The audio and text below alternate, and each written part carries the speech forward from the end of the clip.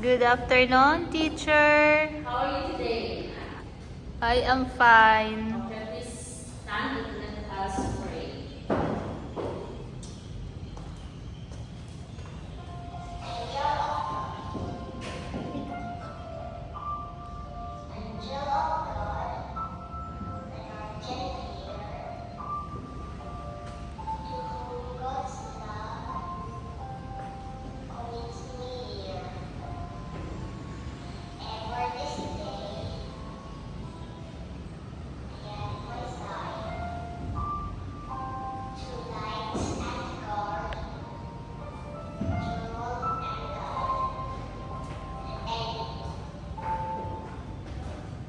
Okay, once again, good afternoon, class. Good afternoon, teacher. Okay, before we start, let us check your attendance first. Is anyone absent today? None, teacher. Okay, very good. Now, everybody please stand for our energizer.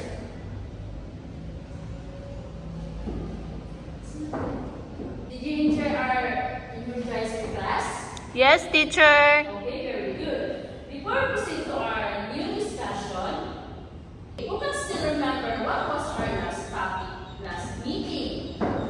Teacher, Yes, please. our topic last meeting was all about verb. Very good. Our last topic, last meeting, is all about verb. Now, what exactly a verb is? A verb is an action word, teacher. Very good. A verb is an action word. Now, verb is a word that expresses an action. Pause again. Verb. Teacher, Yes, please. jumping. Very good. Activity class. And I will divide you into two groups. This will be the group 1. This will be the group 2. And all you have to do is you identify or the picture is what the picture is. Is it animals, place, or things? Okay, do you understand, class? Yes, teacher. Okay, you may now start. Class? Yes, teacher.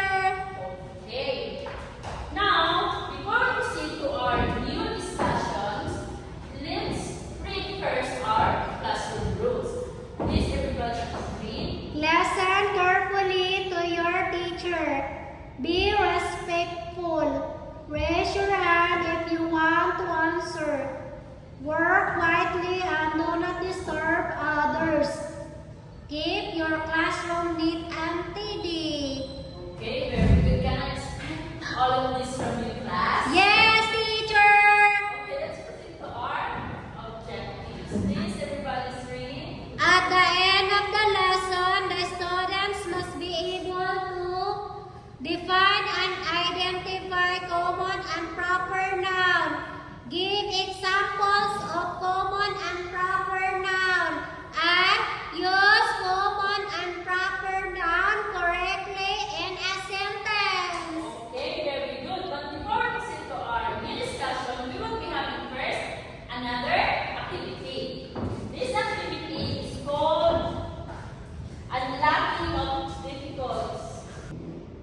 I have here a short story class, but before that, let's know first the difficult words. So the first word is everybody Naughty. naughty.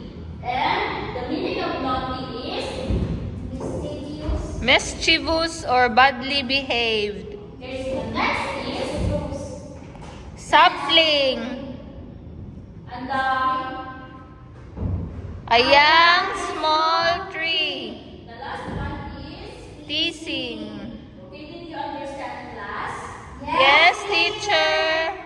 Okay, so now here's the story. Okay, now class. I will read the story. So Rock and the Stray Dog.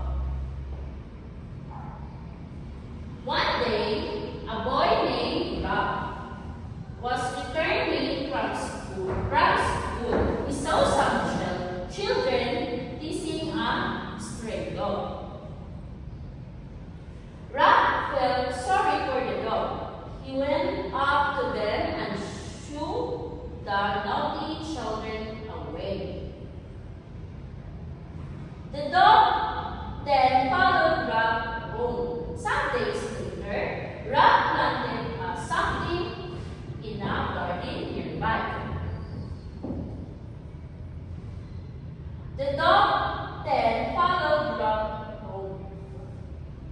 Some days later, Rob planted something in a garden nearby. He took care of the plant, watered it every day. One day, when Rob was off to school, another stray dog started approaching the plant. Okay, did you understand the story, class? Yes, teacher. Okay. Now, if you understand the story, what was the story? The story is about the Rob and the stray dog teacher. Okay, very good. Now, who can give me an example of place that mentioned in the story? Yes, please. School teacher. Okay, very good. So this afternoon, we are going to discuss about the type of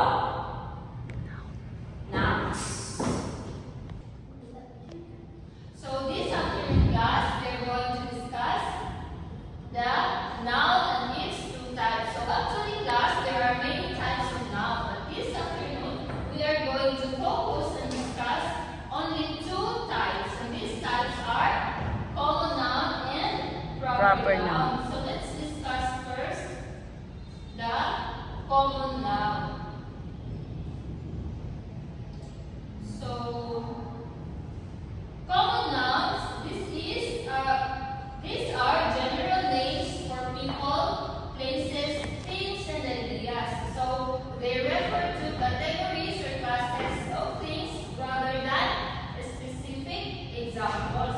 So examples of common nouns. So this is an example of common nouns. So for person, an example is teacher, doctor, child.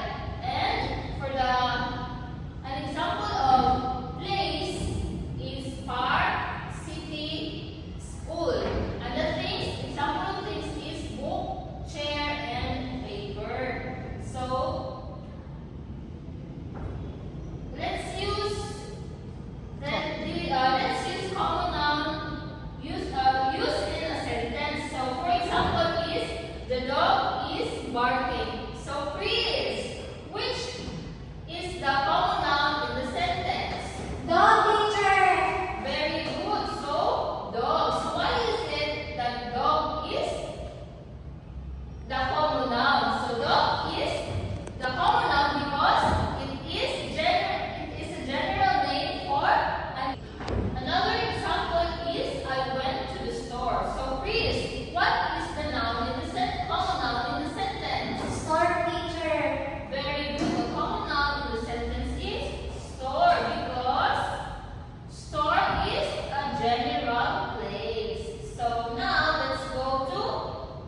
let's discuss the proper noun. So proper noun, these are the specific names of people, places, things, or events. So the common noun is a general names and the proper noun is a specific names.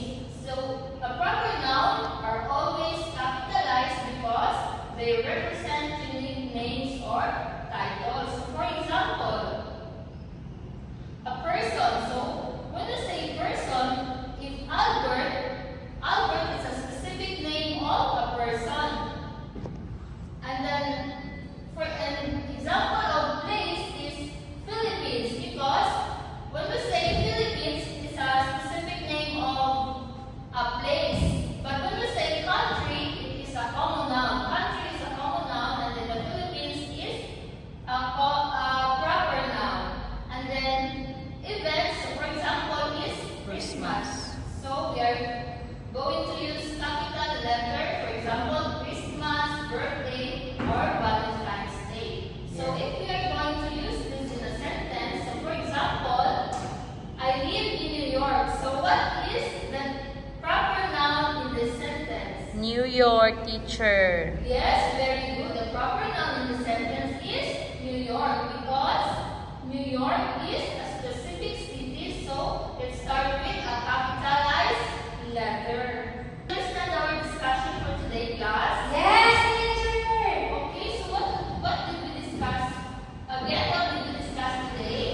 all about the proper and the common noun, teacher. Yes, very good. We discussed about the